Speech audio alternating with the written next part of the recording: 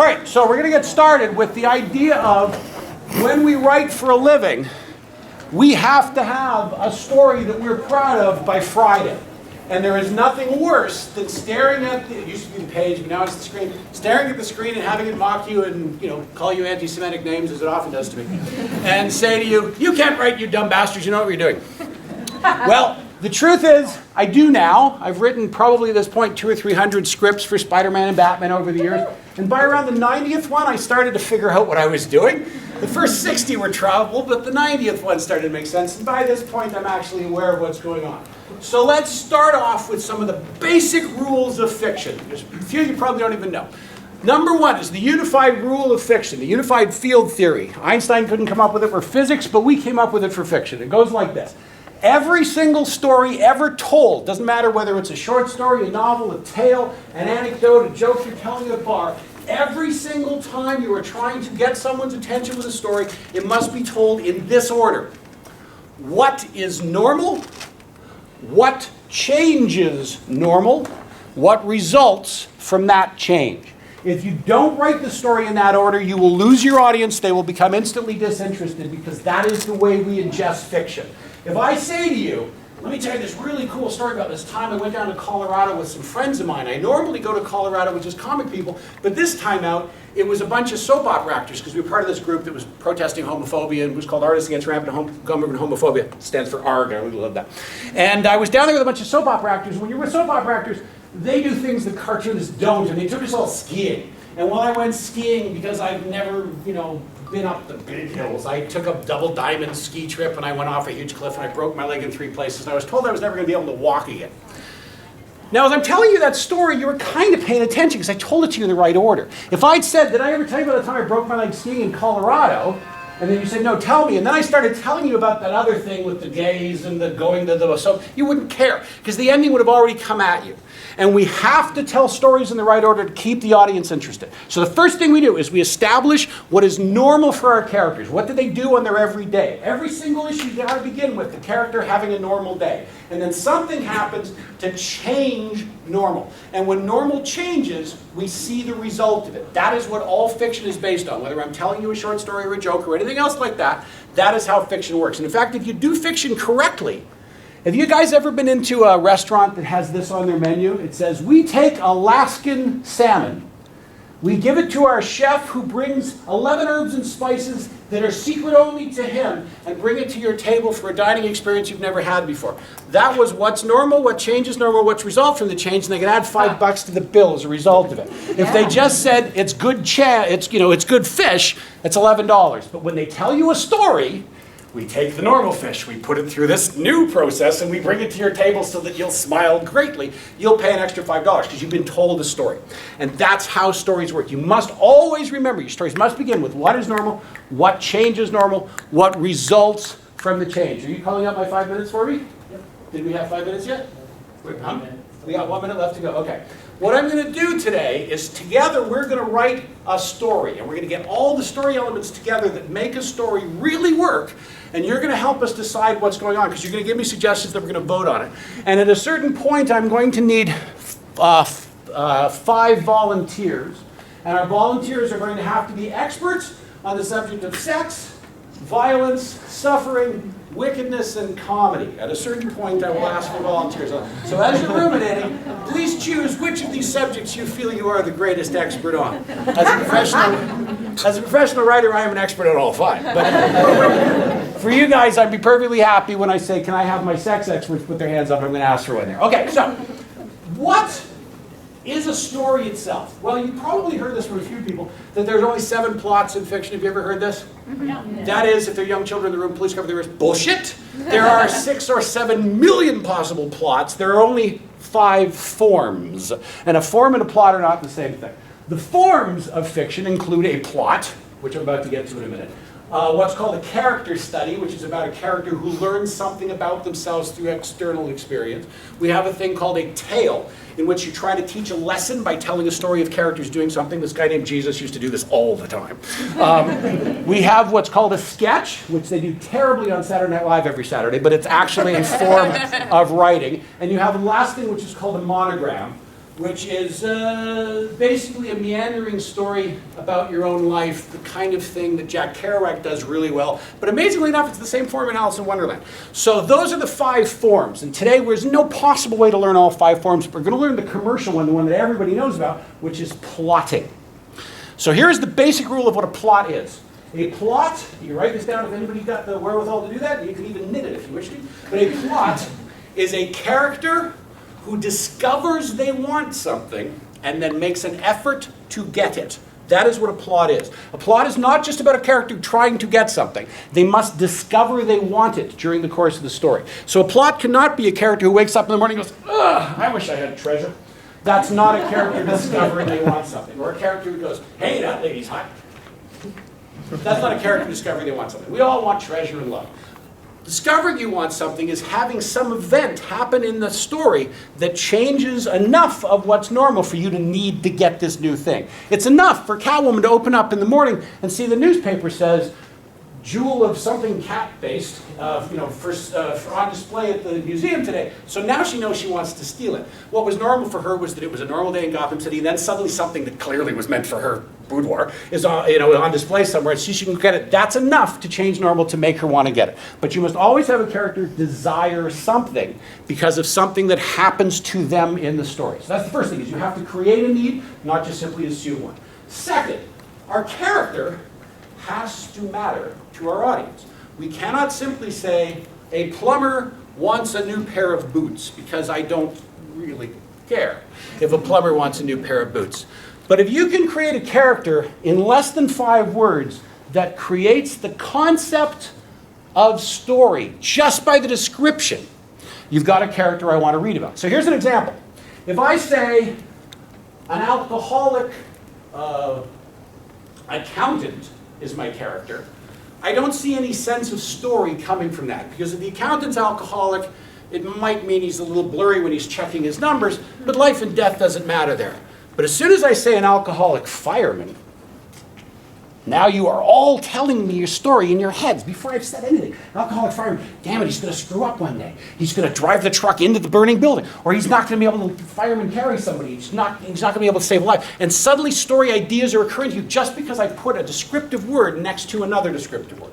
So when you are creating your character, it is your job to find a character who instantly suggests story just by describing who the character is. So you have to be able to say, not just a nerdy teenager, but a nerdy genius teenager. Now we have another story building up. Or not a basketball player, but a one-armed basketball player. Well, there's actually, by the way, if anybody doesn't know this, is a one-armed pitcher in the major leagues who, as soon as you say one-armed pitcher, there's a story going on. So that's the next thing. We have to create a character that's instantly going to grab our audience's attention, because they're going to start writing the story before they hear it if you give them a character that works as automatically tension. The other thing to do is to go automatically ironic, something you don't expect from somebody. So we don't expect the firefighter to be alcoholic, but we also don't expect the firefighter, for instance, to be cowardly. So if you can try to be the reverse of expectations as fast as possible, a cowardly firefighter is another story I'm already interested in, because I just save him, but that's a little scary. And now I'm interested in seeing that character because I'm already coming up with ideas of what's going to happen. But what's really important is that we don't want to create just any character. We want to create a character that is unique and exists only in your story and is the most of something. So there's a phrase I love to use, and you guys are going to start suggesting one for me. The phrase goes like this: the blankiest blank in blank. And as soon as you can describe a character using that phrase, you've described a character that I give a damn about. And it almost doesn't matter what phrase you put in there, I give a damn about that character as soon as I hear those words. Because Robin Hood is the greatest archer in England. Batman is the world's greatest detective. Superman is the world's strongest man. Spider-Man is the world's biggest loser, but... No, I'm sorry. Hey, I've written Spider-Man for years. It's one of the things you always do to him. As soon as Spider-Man's about to win, you throw a trip in front of him and he goes down the stairs and loses a tooth. That's part of the job. No, if we didn't knock out his tooth on page 22, you wouldn't like the stories. Trust me. We got to knock out his tooth. We always have to keep Aunt May right at the edge of death or you're not going to be happy. So, let us think of a character whose blankiest blank in blank can be expressed in just a single phrase, and see how these characters suddenly become interesting to us. Give me one. Oh, you're telling me it's my 5 minutes around. But that's okay. Give me a character. Somebody with the blankiest blank in blank. It doesn't matter. Sasquatch in Georgia. But the what? The hairiest Sasquatch in Georgia. If we go back to our earliest idea that we wanted our phrases to instantly suggest story, a hairy Sasquatch or a hairier Sasquatch doesn't add to my story. But if you give me, I like Sasquatch in Georgia, that's beautiful, but give me something that's actually means something that is blankiest, is not just simply, if you just simply said, the left-handiest Sasquatch, it would be hairy. Yeah. The dumbest physicist in academia. The dumbest physicist in academia. And a murmur goes through the crowd because the room is starting to write that story already. So, we've got the beginnings of how it works, but I want to get 2 or 3 because we're going to choose one to write one. So at the moment we have, we'll give it's due, the hairiest Sasquatch in Alabama. And they're not called Sasquatch in Alabama, they're called skunk apes, by the way. Skunk apes. There's only Sasquatches in the Pacific Northwest. Come on, get your crazy animal stories straight. We have the dumbest professor in academia. Let's have one more. Sneakiest potato in the fridge. How is a potato sneaky or not sneaky? We can't just simply throw every word together like a... No, but we can't just throw words together like a jumble puzzle. We can't just simply say that like the sneakiest microscope. A potato can't be sneaky.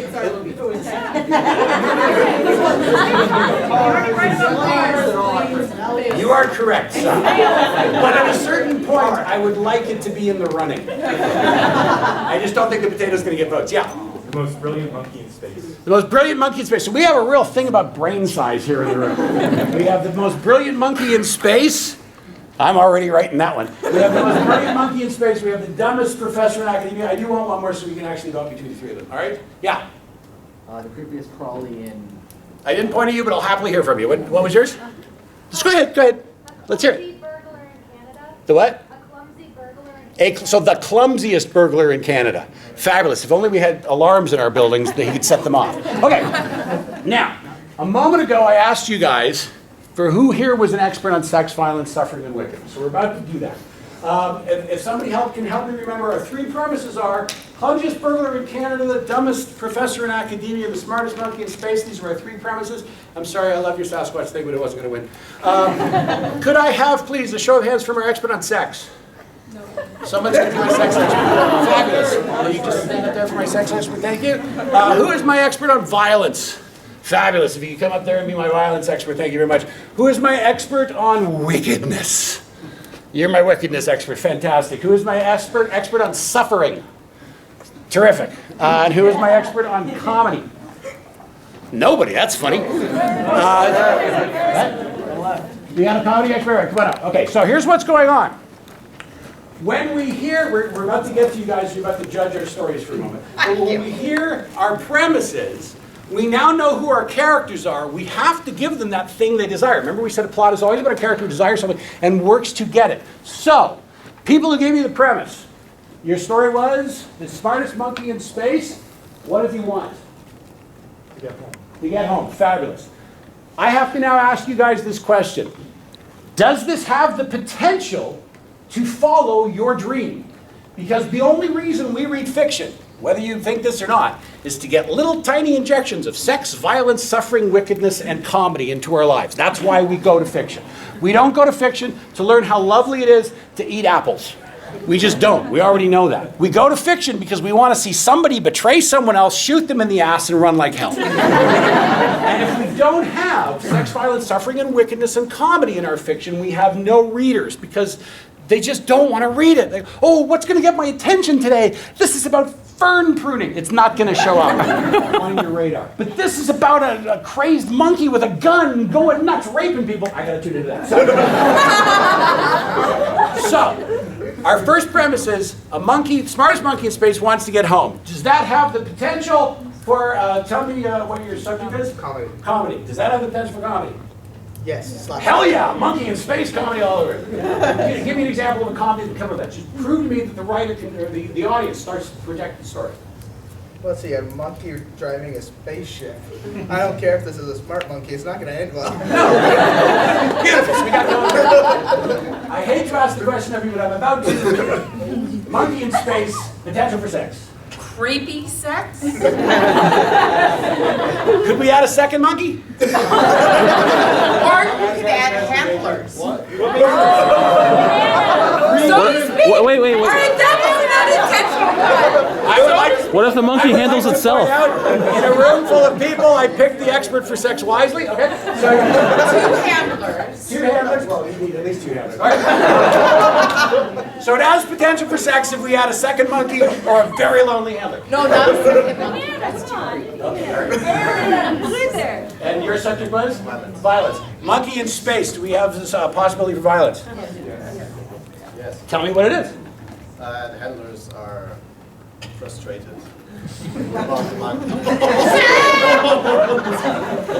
He's doing comedy.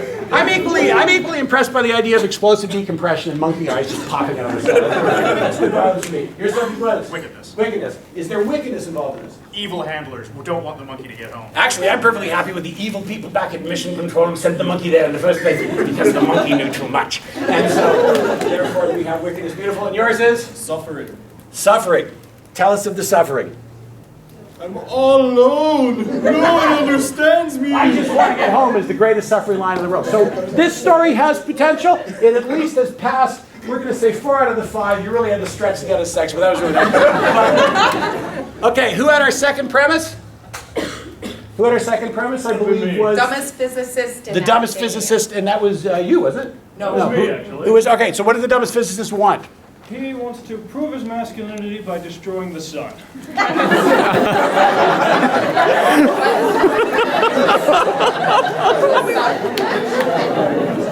Experts! Okay, 2 problems with that. A, he's overcompensating.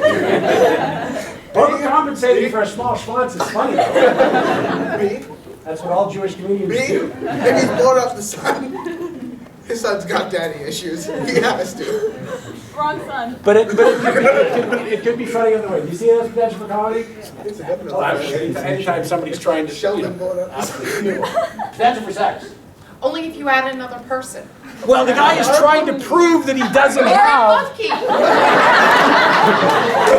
He's trying to prove that he's got something going on, right? Wants to be smart to bang a suit. I think the fact that this is entirely penis-based as a premise is kind of sexy. What do we have? Giant robot trying to smash the sun.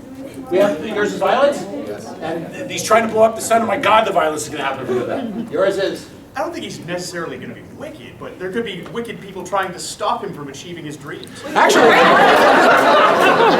I may, wickedness, in my opinion, is not the commission of sin, but the knowingly harming others for self-profit. That's to me wickedness. If he's blowing up the sun just to prove to Judy that the schwanz is worth seeing, he is being utterly wicked. He does not care what happens to the people that suffered the consequences of his behavior. That's very, very wicked. Judy is very And we have Suffered. I don't know, maybe he's just being teased and being put down all the time by his peers, so he just can't wait to throw it right back at them. I think anybody who's willing to commit that level of massive death just because he thinks the pecker's too small is been suffering. All right, and our third one was, did you remember what the third one was? The clumsiest bird. The clumsiest bird, that's beautiful. What does the clumsiest burglar in Canada want? The big score. Pardon me? No, I gotta hear from her. Pardon me? Make enough money to support her child. Oh. We may have a winner there. Go. Comedy. She accidentally steals from her ex-husband. We start off the beginning of this stuff. By the way, I love that she has an ex-husband, not a dead husband. I love your moral structure. But the clumsiest burglar automatically plaque pratfalls, falling over things. Oh my God, is that an expensive It's piece of jewelry? slapstick comedy, Yeah, slapstick. but at the same time, she's stupid enough to rob her ex-husband. Yeah, that's not bad. I like that. Go. She tried to work in porn but got fired. If I may, I don't want to get away from the idea that we are creating a new premise based on her story. The idea is her story itself. This burglar who is a single mom, is there a lot of sex in that story? Is there potential for sex in the story, just based on what she's pitched us? Yes, Yes. because she ends up by accident stealing from the lover that she wants to marry. Okay, you're starting to write the story again. I'm just saying there's potential there in the premise. I don't need to suddenly have a new story. I'm just saying the potential's there in the premise because a burglar, we already know burglars in general. Catwoman, they're sort of sexy to begin with. And secondly, she's a single mom, so she's probably lonely. She might be dating. There's potential in the story for sex. And you know she's not a virgin. And She has a kid. Absolutely. Unless she's born in Israel 20. The burglary goes wrong, so she grabs the closest object and smashes it. Beautiful. Okay, what do you got? Wicked is this hard one. Is she wicked? She's a crook! But is she wicked? Because it's not for her benefit, it's for the benefit of her family. But the question of wickedness is still involved in the story. And last one? Suffering. Maybe she really doesn't want to do this and tortures her every day. Dude, if you have to question whether a single mom is suffering, you're not suffering. That's an automatic given for suffering. Okay, so we have the three potential ideas. And our experts now, just from a show of hands, are going to vote for which story we're going to go to. Because you guys have to have what you need serviced or the story doesn't work. So starting off, just basically you vote for whether your expertise is being solved from this. The monkey in space that needs to get home. That services two of our experts' needs. We have the guy that wants to blow up the sun to prove that he is Milton Berle's relative. That gets 2 out of the 5. And that woo that went through the room proved you had the good idea. The last one is the single mom robbing so she can keep her child alive. That's how you make it. Okay. So now, that is how you figure out what your pitch is. It has the most potential for story instantly. It's got sex, violence, suffering, and wickedness available to it the minute you look at it, and suffering, sorry, the minute you look at it. Now we have to figure out, do they get the thing they want? You don't get to answer. Does she actually make enough money to pay for her child and the child survive? I just need a yes or no answer from the room. Yes? No. I heard more yeses than no's. Okay, so we have a yes right now because we're a cruelty-free environment. A little piece of advice that actually comes from one of my favorite writers, Kurt Vonnegut. I love that you said no, and you said no very vocally. Kurt Vonnegut says, be a sadist to your characters. We learn nothing about them when they're happy. So if you have a character that you want to learn something about them, have a shark come right at them. Just Sharknado their ass as fast as you can because we love our characters better when they suffer. So we decided they're going to get it. So that means that at a certain point, they have to earn it. Because to get what you want in a comic story, get what you want in any story, you have to earn it. There's a thing that's running in our story. By the way, what's my time? 2:41. So I'm about 10 minutes in. Okay. You have to earn it, and you earn it with what's called karma points in stories. Karma is an entire religion that many people in the world base their lives around, but we writers just tell stories based on the karma side.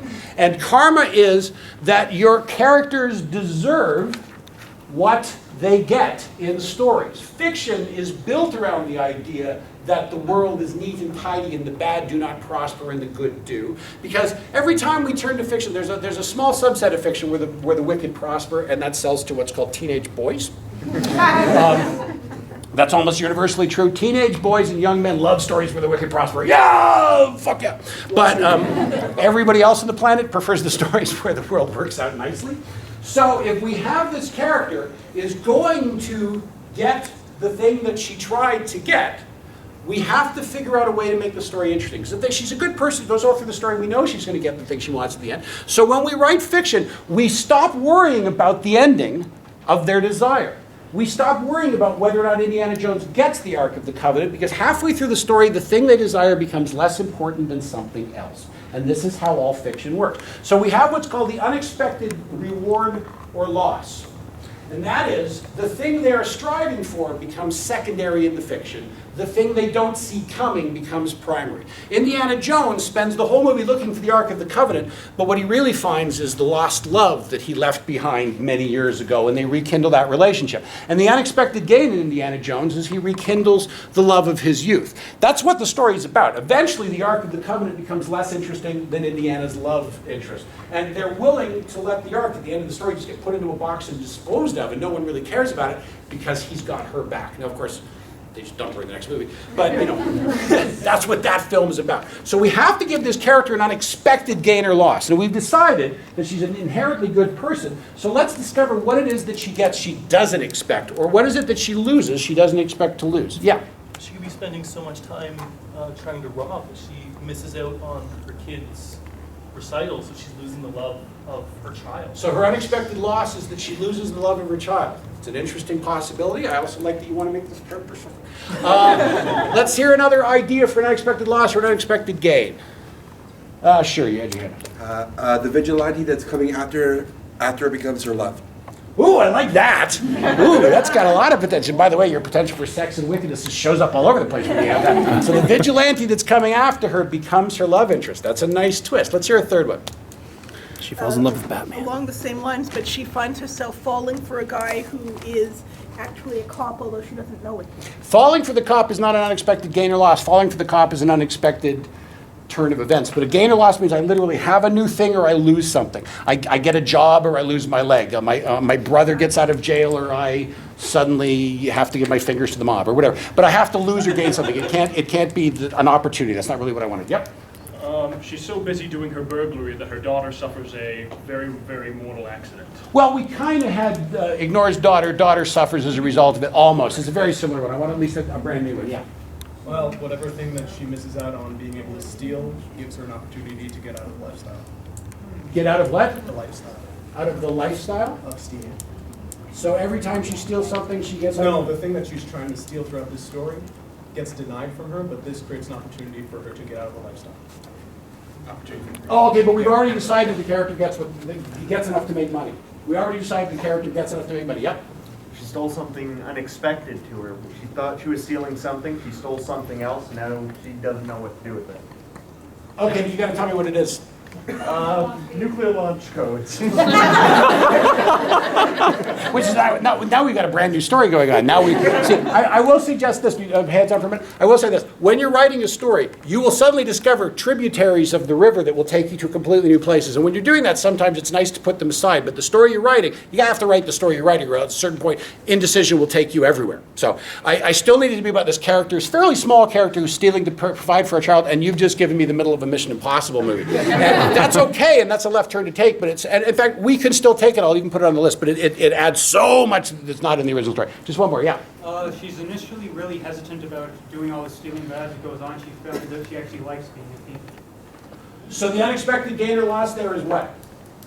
She found a new lifestyle that she enjoys doing. Her unexpected gain is that she's found self-confidence in herself. All right, I'll take that. That's fine. Okay, so we now have as our possibilities that she loses the love of her daughter, she gains the love of the vigilante that's chasing after her, or she decides that she loses her moral center and likes being a thief. These are our three choices. Yeah, one more, yeah? What happened to her being clumsy? Her being clumsy? Don't worry, that's not disappearing. That's going to come into it. She gets a sidekick. Pardon me? She gets a new sidekick and she starts liking it. No, we're adding too much to it. I don't want to make it start too incredibly. Actually, I just want to sit with the ones we have. And don't forget, we're not going to lose the idea that she's clumsy. Okay, so of the three, I don't even think it's that close a vote, but we're going to try it out for the vote. She ends up loving her lifestyle? Not enough. She ends up losing her child? People love the pathos. She ends up falling in love with the cop. Losing No, the child. vigilante. Vigilante's cop. Way better. It didn't win. So we have the suffering and the loss. Now we get back to your question, which is what happened to her clumsiness, and we're going to answer that question now. At the beginning of the day, I said it mattered that she is the blankiest blank in blank. It gave us a character that we immediately had a handle on. Now I went back and said Robin Hood was the greatest archer in England. Does anybody remember how the ending of that story goes? Maid Marian is about to be hanged, and how does Robin Hood save her? With his archery. Whenever your character is the blankiest blank in blank, their success or failure must be because of who they are. Otherwise, there's no reason to introduce that idea. So now that we know that our clumsiest burglar in Canada is going to get what she wants, which is enough money to support her child, but unfortunately along the way her child and she are going to become distant from each other, we have to come up with this moment that says her clumsiness is what earns her her money in the end, but costs her her child. So now we have to create a moment in the story where clumsiness wins her burglary. Yeah? She trips over, breaks her leg, sues for... That's not bad. In the middle of robbing the ROM, she trips and falls down the stairs before she ever enters the building because she's that clumsy and sues them for the money. That's not bad.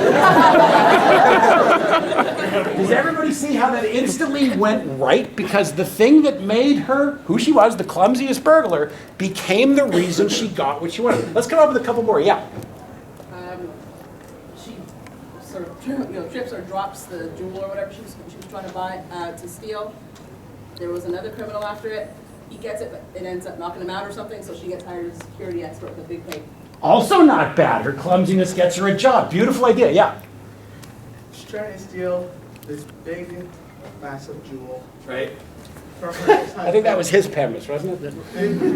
And on her way out of the house, being the idiot klutz that she is, drops on her ex-husband's head and he dies. Drops into the ex-husband. Well, we're writing a new story. That's a different tributary. We're trying to get to the idea of how her clumsiness gets her the reward of money, but the loss of her daughter. We've had at least one that got her the money that I really like. Two where we got the job. I just want one more premise. Yeah. She steals from the wrong person, and then basically that person hires someone to steal her kid, like victimizing the kid. But the way we lost the kid was emotional, and that's why everybody loved it. Because she says she ignored the child, and the child eventually stops loving the mom. And everybody went, oh, like that. So that's a nice, touching moment. Of the three that we've got, actually, I almost don't need to vote. I love the one where they, on the way in to rob the place, she breaks her leg and sues them. And if I just may add this last little thing to make it go click, the reason the daughter starts ignoring her is because the daughter thinks it is immoral to sue the museum because the daughter knows she was going there to rob it. And this lack of morality on the part of the mother is what drives the two of them apart. And now we have drama because there's nothing better than the tension of families breaking up. Jack Kirby, one of the best writers in comics, always said, if you have a story, make it about family. And here's the best part of the quote, because we either have one or wish we did. And that means that we all care about stories about family, because we all have one or wish we did. And so we can really relate to characters who have relationships with fathers, brothers, mothers, sisters that are breaking up or coming together, and we really love those things. Okay, so now we have already, let's just recap what we've come up with rather quickly. We have the Canadian clumsiest burglar in Canada, who is a single mom who's doing this stuff. She may not necessarily believe in the crime she's doing, but she's doing it to put bread on her table, and her clumsiness is causing her to not ever get away with it. She's constantly breaking window alarms. She's constantly dropping things. A lot of people suggested she's dropping jewels. But then one day she drops herself, breaks her leg, and sues the people, and eventually wins the money just from doing that. We already have the basic formation of the story here. We now have to, what kind of time do we have? It's 30 minutes. Pardon me? 30 minutes. We have 30 minutes left to go. We now have the concept of what's called set pieces. You've all heard the expression, and every story needs to have them. Set pieces. They are the parts of a story that stick to your brain like peanut butter to the roof of a horse's mouth. And you have to have them in every visual story. The great film director Alfred Hitchcock once said, a great scene is a great scene. 2 great scenes is a good movie. 3 great scenes is what I do. You can't live with just one, you need 3. And I'll tell you where the set pieces go. They go off the top, off the ending, and one right in the middle that you put on the poster. So for our set pieces, we have to create moments that happen inside an environment where the environment is not randomly chosen, where the environment matters in every way, shape, or form to what's happening in the story. How many of you guys have seen Jackie Chan movies? Whenever, I'm at a comic convention, what am I doing? And if you ever go to see a Jackie Chan movie, if he gets into a fight, it matters where he is. Because if he's in the candle factory, he's dripping hot wax on you during the fight. If he's in the furniture store, he's picking up bits and pieces of the tables and he's turning them into weapons. If he's in the coal mine, he's riding on the cars. The environment cannot simply be, I don't know, they're in an abandoned warehouse. They cannot just, by the way, does everybody know why they shoot almost every single television show in the universe in an abandoned warehouse? It's because you don't have to control airplanes or traffic. It's only so the sound guy doesn't have to constantly go, airplane! It's the only reason they do it.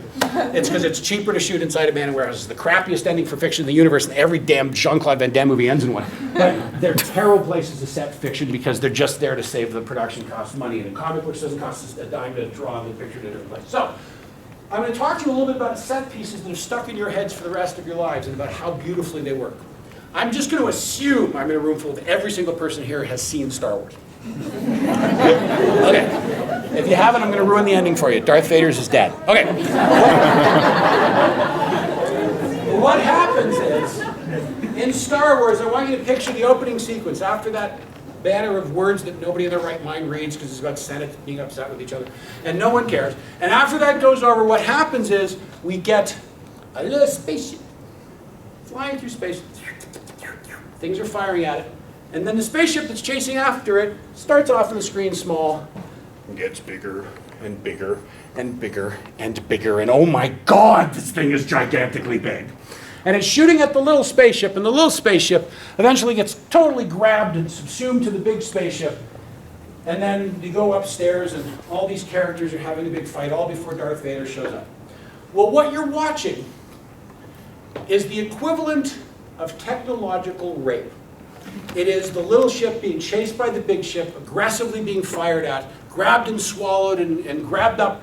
And then when the character of Darth Vader walks on screen, it is after 5 minutes of silently abusing Princess Leia's ship, which you'll notice is completely white and completely virginal, and she dresses in a completely virginal outfit. And suddenly, in the middle of all of this, the doors part, and a man dressed like a penis walks on. In through the very round opening of the virginal ship. This is not an accident, folks. This is what a set piece is. It is showing you that the environment tells you the story too. Because that giant penis that comes in to let everybody know that the men are here, the women are no longer in charge, he is covered from head to toe in technology. And he doesn't breathe like us. He breathes like, and all these covered in technology. It's a giant metallic robo-phallus that's come to do what he's come to do. And every moment on the screen before he arrives is an introduction to that. It is technology raping other technology, and then he comes up the absolute epitome of this. And this is how characters are introduced in set pieces. I'm going to give you my favorite one of all time. Has everybody here read The Dark Knight Returns by Frank Miller? Yes. At the beginning of The Dark Knight Returns, we find out that Bruce Wayne is no longer Batman. He's retired. He spends the entire time of the first 20 pages telling everybody that Gotham City is a cesspool and he doesn't want to have anything to do with it. He doesn't care. The cops have given up. And there's a scene on about page 12. If you remember the scene, oh God, Frank Miller used to be good at his job. And there's a scene on page 12 where a pair of cops are sitting in a police car and they're complaining that the city is too dangerous for them to actually get out of the car and do their job. You guys remember this? The sequence? And suddenly we hear a bolt of lightning, kaboom, and a thump. And one of the cops says, what the hell is that? And you pull out and you see, it's better not collapse on it, you see Batman standing on top of the police car with a bolt of lightning behind him. He is above the law and a force of nature. Oh, Not wow. an accident. That's so cool. I'm going to give you another one. You guys have all read The Watchman. Yes. The opening scene of The Watchman starts off in a gutter with a happy face with blood on it, in a dirty, filthy gutter, and it slowly rises up. Who's the main character in The Watchmen? Rorschach. Where better to find Rorschach than in a filthy gutter with blood on a happy face? That tells you everything about that character before he speaks. What a set piece is a piece where the environment becomes the character that you're about to watch. And every good writer does this. Because if you can make the environment tell you who the character is, you don't need to speak. It can be almost universal language. Because everyone who read The Dark Knight, they may not have even understood how clever Frank was. But we all got a little tingle in the lower belly area when we saw that. And that's why it stuck to our brains. I read that comic for the first time 20-some-odd years ago when it first came out, and that glued to my skull because it was what a set piece is. I'll give you another great example of what a set piece is. The ending of the story has to, the beginning set piece, by the way, I forgot to mention, the beginning set piece is the introduction of your protagonist. It's the main character. The set piece must belong to them. And whether or not you know Darth Vader is the main character in Star Wars, I hope it didn't shock you, but he is. And it's not Luke Skywalker. To hell with him. The ending of the Watchman is about a set piece that tells you the story you've just read. The introduction is a set piece that introduces your main character. The final set piece is a set piece that tells you what you've just seen or what you've just read. The final moments in Watchmen, if we don't go to the epilogue where he's dripping hamburger sauce into his own belly, but the very final scene in Watchmen takes place, the final big finale takes place in the Antarctic, does it not? Because Ozymandias, a cold, dispassionate bastard, has decided to murder 8 million people, including his friends, to save the world. That is the coldest thing I've ever seen anyone character do, so he has to live in the coldest place on earth. And the fact that he's doing it with complete dispassion has to be this place that is lifeless, so that he is saving the lives of everybody in the world in the most lifeless, cold place you can put it. The ending to The Watchmen does not happen in a bowling alley in Detroit, because that would be stupid. But by putting it in a cold, dispassionate place, we get to have the environment play a character in the story. So now that we know we must create environments that tell us who these characters are, where are we going to meet the clumsiest burglar in Canada? It can't be a bowling alley, and it can't be the middle of a technological rape. Those are taken. Yeah? The unemployment office. Is that the best place? Because there's a lot of people there who aren't the clumsiest burglar. We want to take it to a place that only Darth Vader could show up at the beginning of that scene. Only Travis Bickle could look through those windshield wipers at the beginning of Taxi Driver. You have to create an environment that only belongs to them. I've heard from you, so yes. The ER, Pardon me? the ER, or the emergency room. The emergency room. That's not bad, because it starts to suggest that her clumsiness is part of the story. But I want to get us to the clumsiest burglar, because that's just clumsy person. China shop? In a china shop? It's not bad. Stealing from a china But I shop? want to create a set piece where it's going to tell us something about them. She's in her garage looking for some tools for the burglary. In their garage, I'm looking for a place that says this is not just a burglar, but the clumsiest burglar. And don't forget, in Canada, we're not the clumsiest burglar in Puerto Rico. He decides breaking into a store and she's all tangled up in her climbing rope. Now we're starting to get it. You see this? If our story begins with a woman completely tangled up in ropes, trying to get into a store, and basically she's tied herself up as she's going through the window, does anyone have to have it say, by the way, this is the clumsiest burglar in Canada? No, the environment, thank you, that's what I was looking for. The environment tells you what is happening in the story. We don't have to have a caption come on and tell us she's clumsy. If on the way through the thing, she tied herself up in ropes, she can eventually get to the emergency room. She's going to be there in about 10 minutes the way she's behaving. But our environment tells us who she is. Now, our last part of the story is we have to see the story we've just been told. And she ends up losing the respect of her child, but getting some money. Put us in a place that's about money and disrespect. Bank. Tim Hortons? A bank is not bad, but Check it's cashing Monday. Huh? Like a check cashing place? Like that's not too bad, but let's actually go a little lower. Private school. Huh? Pawn shop. A loan shark? Lawyer's office. I'm sorry? She's gone to pay her lawyer. That's pretty sleazy. I like that. The one that occurs to me, if I just may, is loan shark. I don't know why, but I tried to get to the place where disrespect and money comes together as fast as possible, and that's the loan shark. They'll give you the money, but they'll break your legs for giving it to you. And to me, that just seems like a place to do it, that at a certain point, she finds out she has the settlement, but it's not going to be here for a couple of months, so let's end our story with her still in desperation because it's not there. Just as a thought. But I want one or two more from the room, just so we can vote on it. Yep. Maybe she's standing outside of the school that no one's there because all the kids have left, so it's just this darkness because of the fact that she's lost her own child who would have been a But that only gives us one element. I want that story to tell me everything. I need that money part there, that she's got money now. If she's standing out in front of the empty school in a limo, because now the money is there in front of the isolation. And in fact, it'd be really lovely if it's a limo that she hasn't fully paid for. But we can yeah, Domino. in a casino. The casino's another place where money and disrespect meet together. That's really nice. Wouldn't that be beautiful if she put the winnings on black? Because she lost her child anyway, you might as well. In fact, the last sentence will be, put it on black and the wheel spins, the end. I wouldn't even want to know if she wins or not. Okay, yeah. You mentioned the limo in front of the school. What if it was like in her apartment, fridge open and empty, but with a guy in a business suit and that sort of. So it's her empty place, no food in the fridge, but there's obviously a rich person in there with her. Because you're not giving me the environment, though. The environment doesn't mean anything to me. She gave me the environment of the empty school because that means something. That's loneliness. Her apartment with a guy in it is just the guy in her apartment. The environment stops being interesting to me at that point. The environment has to tell me that story. Unless her apartment is filled with things that teach me about her, her apartment's not enough of an environment for me. Yep. Strip club. The strip club? Yeah. Place where money and disrespect meet? Well, yeah, well, I just feel like she's going to be alone. It's a place that you're going to feel alone even though you're around people, and her money can be kind of flooding out. I gotta ask why she's going into a strip club though. Maybe it's a male strip club. Just like guys who go to strip clubs. Anybody who's ever been to a male strip club knows women don't go by themselves, they go in teams. So she wouldn't go by. Why do you Anyway. have to be going to a strip club to see guys?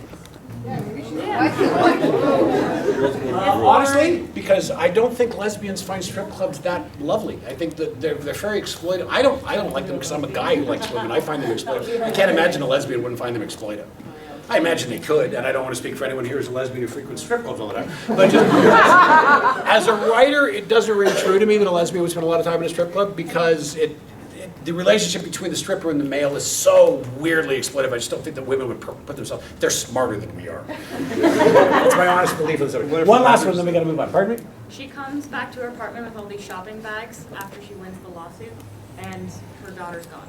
But that's not the environment telling me the story. But the apartment's like empty, everything's gone. But again, I wanted a set piece is about the environment itself, and I really need that apartment for you to start saying the apartment has this, this, and this, and just the apartment's not all. Yeah. It doesn't matter if it's a bank or if it's the mobster's kingpin's office or if it's the mobster's casino. It just has to be made of glass because that's where everything always goes wrong for her. Ah, I like that. That we're bringing back her clumsiness. Maybe putting her in a safe deposit box or something like that, and she can't get it shut. She shuts it on her finger, destroys everything. That's not a bad idea. But all right, the last set piece that we need to deal with, as I mentioned this to you, is you have to put one in the middle, and it's the one they put on the poster. Okay, it's the one they put on the poster, or the cover of the magazine, because the set piece off the beginning, you don't put the Star Wars cover for the movie is where Darth Vader shows up, and you don't put it at the end where he loses. You have to have a set piece in the middle, and it's usually called the fun and games piece. And what it is it's the reason you buy the book or the movie or the whatever. So since our character has potential for sex, violence, suffering, and wickedness, we decided this from our experts, what we do is we find a piece in the middle of the story, somewhere around Act 3 in a 5-act structure, and we create this act to give us the big moving thing, and I always tend to call this one the moving set piece, the big moving thing that involves the environment that gives us our sex, violence, suffering, and wickedness. Now in this character, we know that the violence and the wickedness comes from this. She's a burglar and she causes troubles all the time, so I need my big set piece that's about her big, giant, clumsy disaster, and let's make it uniquely Canadian. She's scaling that crystal on the ROM, trying to get inside. Beautiful! That's really nice because it's visual, and then let's make it moving now. Let's give it movement. Let's give it movement. Planning montage involving her going around the ROM and scouting out where she might enter and screwing it up because she's clumsy. Just as a piece of advice to you in case you want to be a potential writer, don't ever say the word montage again. That's not, montages are not writing. They're not writing. Here are 6 scenes I wish I had the time to show you. And so, I'm not. Oh, the ROM, I don't know what that the is. Royal Ontario Museum. It's a big, beautiful museum in Toronto that looks like sometime about 2 years ago a spaceship ran into it. No, they did. It was this gorgeous neoclassical building that sometime in the 90s they thought, you know what would make it look really cool? Let's ram a spaceship into it. And it's just covered in glass on one side. It just looks like a big bug-eyed monster accident. It's How fun. Yeah, not for us. Anyway, I want to build this scene because I just love it. I don't even need to move on from it, and we don't have that much time anyway. So let's give it some movement and action. Yep. Middle of a thunderstorm. Middle of a thunderstorm helps us out. Beautiful, but let's keep it going about what's the basis of what our story is about. That gives us action, but yep. Maybe like the rope started to coil up around her leg.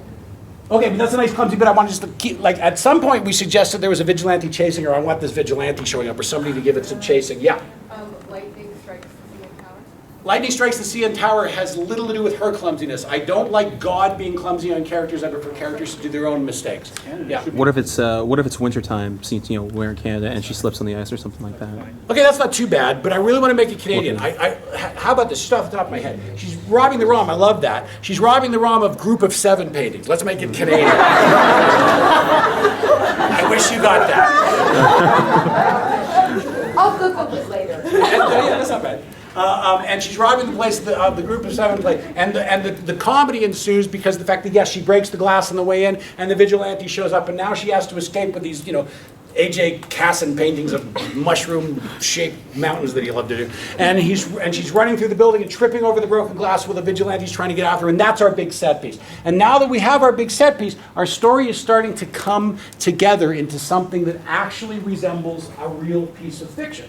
So now we have our character who's sympathetic. We have this mom, the single mom, with a child who's the clumsiest burglar. We know that what they're doing to make the child happy. She goes through a bunch of different burglar things, eventually gets a vigilante who starts chasing after her. I know that we didn't vote on yours, but I love your suggestion anyway. And during the course of this, there's a little romance between her and the vigilante because we have to have a little bit of sex happening on there. The big heist that she's been working up for the whole story happens around the middle of the story when she breaks in. She's breaking everything, destroys everything. She can even put her head through a couple of Vermeer's paintings or all I don't care.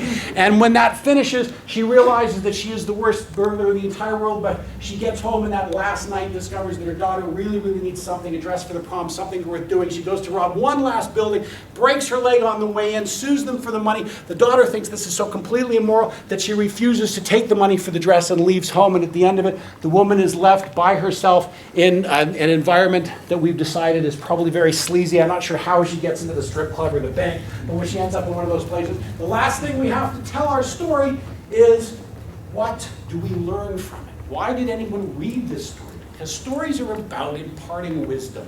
There are some stories that are just about James Bond getting laid, but in general, most people turn to fiction because we want to experience the world through the eyes of another character and see how they survive their trials and tribulations. Because we all learn from other people's fiction. So what is it that we are being taught by this story? Because our story has to cleave to the lesson we're learning. What is it? Time doesn't fit. Can't buy love. Nothing comes without cost. Nothing comes without cost. You can't buy love. I heard a few of that. It's kind of like bittersweet, but it's always to be careful and to always be aware of your surroundings. Because she's trying to help the daughter, but at the same time she's pushing her away. She's not. Always be aware of your surroundings. I don't think it's strong enough for this Pay character. attention to your children, because she's trying to help the child, but at the same time she's not listening to the child. Okay. Actually, I'm pretty happy with You Can't Buy Love because it gives us very things she tries to do for the daughter doesn't succeed. But it also gives us places to move that theme into the story as it moves through it. The vigilante at one point, for instance, could perhaps offer her money to get out of this business. You're a good person. I make a good living. If I gave you some money for your daughter, would you stop robbing? And she can literally, and this is called the policy statement in fiction, whenever you have a character say their lesson out loud, and by the way, in good fiction, look for it, it's in there. Someone will say, someday you're going to understand that the problems of 4 people don't amount to a hill of beans in this world. Somebody's going to actually say out loud what the lesson of the story is. So you can even have this man offer her money to get her out of the burglary business, and she says, Simon, you can't buy love, man. You can't. And then we get our policy statement. So at the end, when she tries to buy the daughter's love and realizes that she can't, that's when she learns the lesson she was teaching someone else. Holy crap, this is not a bad story. And we've just been sitting here writing it. And how long has it taken us so far? 51 minutes. We did it in 50 minutes exactly as I thought we would. We have a couple of minutes for questions, but I wanted you guys to see that you can, if you know what you're doing, have it done by Friday and have it be meaningful and useful to the readers. They're not just going to simply pick this up and go, what the hell, it's just Spider-Man and Daredevil fighting for 22 pages. Because that's how some people in our business write. When you write a story that sticks to the ribs, not only do you guys go home at the end of that story thinking, I want to read another story with this character, and at some point you're going to say, I want to read another story by that author, and at some point I get to have a career that so far lasted 29 years. And if I just wrote Daredevil hits Spider-Man, Spider-Man hits him back, I wouldn't be here 29 years later, because at a certain point your stories have to be meaningful. It's why we turn to fiction, is to learn a little bit about what it's like to be someone else. So, I want to finish this up with the idea that for those of you who live outside, or live in the Toronto area, so sorry, I do this every week at a school in the city called Templeton's Comic Book Boot Camp, and I teach classes in script writing, anatomy, penciling, layout, inking, pretty well everything that you do in the comics business except computers, because we don't have a computer lab, but we're working to get that by the end of next year. If you're interested at all in picking up some of these lessons, I have a couple of folders or flyers and handouts. If you don't get one of these though, please just go to my website, which is comicbookbootcamp.com, and it tells you all about the stuff we have coming up. And every lecture we teach is like this rich and thick and meaty with information. In fact, I see one of my fellow students in the building. Are they all like this? Yes. There you go. And they're awesome. And in fact, you knew all this stuff because you took my writing course. I did. So this is all this. Oh, I know all this crap. And in fact, he's a great writer. He's a really good writer. You should look for his stuff when he finally gets around to hiring an artist to publish it. Any questions before we send you all out with your ears bleeding full of information? Yes? With some stories when they have like weird twists and stuff, like somebody's actually been telling them to do this from the beginning. Do you think it's better to have one big twist conspiracy kind of deal near the end, or should there be like little ones throughout the story to kind of keep you on the toes? A twisting story, which is one of the 5 forms, is not usually a plot. We don't tend to twist plots. Plots tend to be about us watching characters make an effort to get something. A twisting tale, a Twilight Zone style tale or no Henry style tale, those are usually shorter stories. If you twist a longer story, you get what's called an angry audience. They get really mad at a twisted long story. If you've been with something for 2 hours and at the end they go, by the way, it turns out the criminal mastermind spy the entire time was Kevin Costner. They get really mad at those.